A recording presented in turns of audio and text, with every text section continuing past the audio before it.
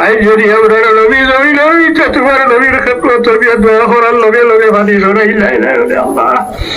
আল্লাহ আমরার মায়না সাইয়া মদিনার খুশবু জালি হয়ে আপনি একবার তার রহমতের নজরে চাইলাও